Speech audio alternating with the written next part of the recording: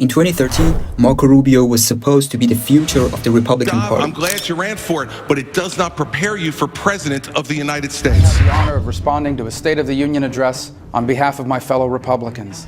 But thank God they found this great country where anything is possible. I still believe this is that kind of country. System where you can make poor people richer and you don't have to make rich people poor. But destiny had other plans. Do you remember that catastrophe? He knows exactly There it is, what he's the memorized 25-second speech. Well, What I had about Marco Rubio was that he is young, that he is inexperienced, but that Little Marco. After that, Washington turned on him. His campaign collapsed. His image became a punchline. But while everyone was busy watching his downfall, they missed what was happening behind the scenes. Because this isn't just the story of a man who fell. It's the story of how Marco Rubio disappeared from the spotlight and quietly climbed his way back to power. Good evening. I'm Marco Rubio. I'm blessed to represent Florida in the United States Senate. Cover of Time magazine. They called him the Republican savior, their Obama. His parents were Cuban immigrants. His dad was a bartender. His mom cleaned hotel rooms. He built himself into the youngest senator Florida had seen in decades. And he was genuinely good at it. Sharp, warm, he could work a room and make it feel real. There's no freedom or liberty in Cuba, and tonight I ask for your prayers that soon freedom and liberty will be theirs as well. The Republican Party hadn't been this excited about someone in years. But the higher they place you, the harder the fall hits. And his fall was going to happen in front of everyone. It's an honor and a privilege to serve the great state of Florida in the United States Senate. Welcome to the Washington Policy Center's annual dinner for young professionals. February 2013, the most watched moment of his career, live television, millions of eyes, 30 seconds in, everything is perfect. But then, something happened that no speech coach can prepare you for. Laid out tonight.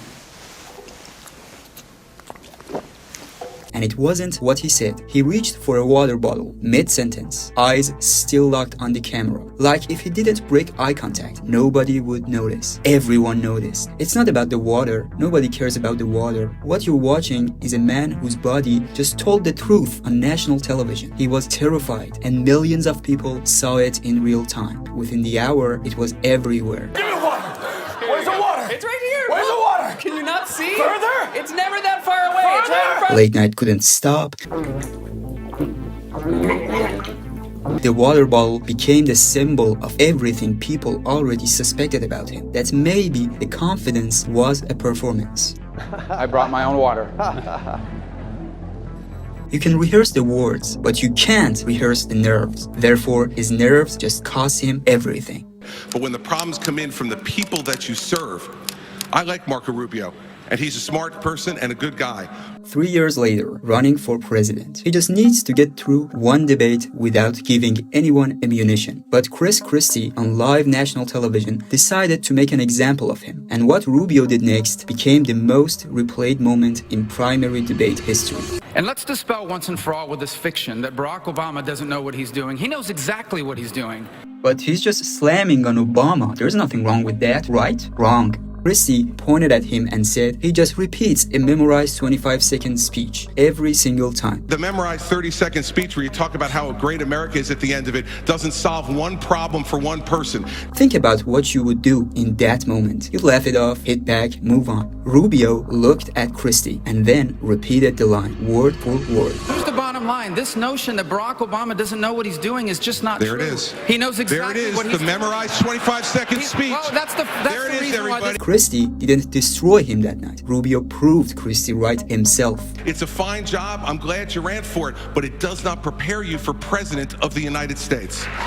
At this point, Trump is watching, and Trump does one thing better than almost anyone in politics. He finds the wound. The water bottle, the debate, the nerves, the performance, everything people had been quietly thinking but couldn't articulate. Trump compressed all of it in 2 words and handed it to the internet. Don't worry about it, don't worry about it, little Marco. Gentlemen, You ought to show up. gentlemen, you gotta do better. Most brutally accurate 2-word political diagnosis of the decade. Crowd laughed, the internet ran with it. Logically, he went after Trump on the debate stage with jokes. He tried to beat him at his own game, find the opponent's weakness and attack it. He's always calling me Little Marco.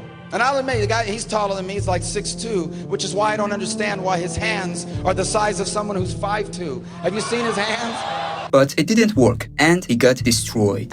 Do you know that in Florida, they hate little Marco Rubio so much? It's true. In March 2016, he lost Florida, his own state, to his adversary Trump by nearly 20 points. Rubio hit rock bottom. To avoid further public humiliation, he left the political game. No more cameras, no more big debates. The sea was too deep and dangerous for little fish. But the end of 2016, Rubio wasn't the future of the party anymore. He was a punchline, a cautionary tale, the guy they almost believed in. It's Rubio!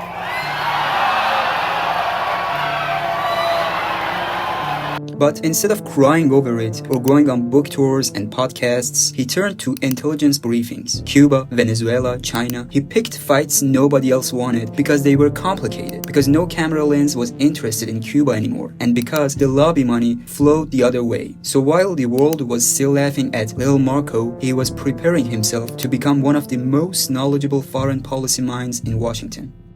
I, Donald John Trump, do solemnly swear. I, Donald John Trump, solemnly swear. In 2024, Donald Trump emerges victorious as President of the United States. Marco Rubio is shortlisted for Vice President, but he does not get the job. Another humiliation? Maybe, but this time he does not flinch. Instead, he is chosen as Secretary of State. But is he ready for the job? He really needs to prove the world that he is not Little Marco anymore. He needs to prove him wrong. Marco Rubio in Senate hearing to become Secretary of State. That is his moment. He has to show that he is no longer the same water bottle guy. He has to prove that he is the right choice. But the world still perceives him as he was before. In mid-hearing, a protester reminds him of that. He stands up and shouts, "Little Marco." Rubio does not answer. He does not laugh under the pressure. Another protester shouts in Spanish.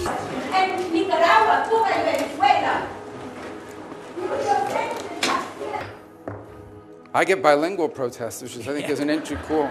He does not react to people's perception of him. The new Rubio does not play that game anymore. Instead, he presents his vision for China, Iran, and Russia. We are going to live in a world where much of what matters to us on a daily basis, from our security to our health, will be dependent on whether the Chinese allow us to have it or not. That's an unacceptable outcome. An accurate vision that few in Washington have. A vision that does not get mixed up in political games. The Senate confirms him 99-0. Even the other side of the aisle, the Democrats, respects his vision and knowledge. Are so happy to have you with your experience, your dedication, and your energy to lead us.